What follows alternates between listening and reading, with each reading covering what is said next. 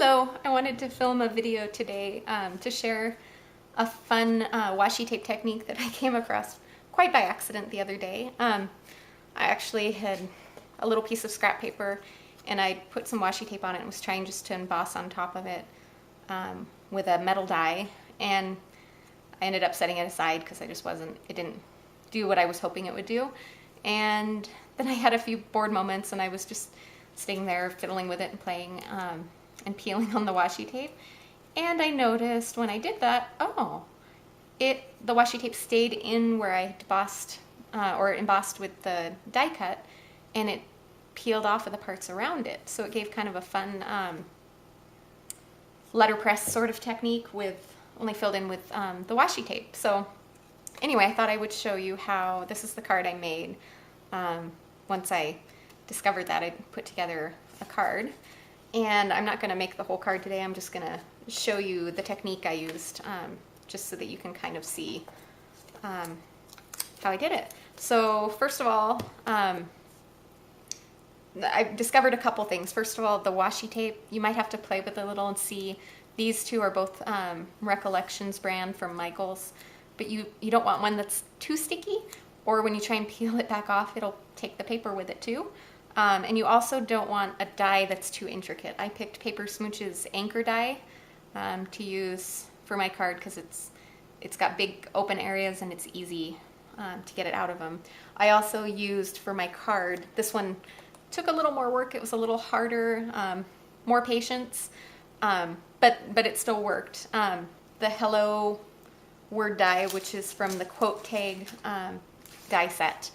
And again, it's just got more little areas that are harder to peel off, but you can definitely do it. Just be ready to spend a little time working on it. So first thing, set the die kind of in the area you want, and then I just peeled off some little strips of washi tape and started layering them on there. And you also don't want to just very lightly press them down when you put them on. You don't want to really smash them down on there hard, or it makes the adhesive stick to the paper a little better than you probably want, and it makes it harder to peel it up. So a light touch is definitely the way to go on this one. And I picked two different widths and a contrasting color scheme of my washi tape, just because instead of filling it in all with the same, I thought this added a little more to the washi effect, so you could tell it was washi tape and it didn't just look like a die cut of pattern paper. So once you have your layers all on there, you're going to set your die, the cutting side down on your washi tape, and kind of line it up where you want. And then I like to use, I have some Post-it note. It's full adhesive note paper, so the adhesive covers the whole back. And I really like to use it for holding my die cuts in place because it doesn't leave any residue and it doesn't peel my paper up or anything like that. And I just use that to hold it in place so that I know it's not going to move from where I want it to be. And then I'm using my Cuddle Bug, and the layers you want your A plate, which mine's kind of a mess, and then your B plate, and then you're going to set this down upside down. And then I have my little rubber mats from Paper Tray Ink. Actually, I think I want the thicker one first and then the thinner one. And then put your B plate, another B plate on top of that, and then run that through your Cuddle Bug with that sandwich.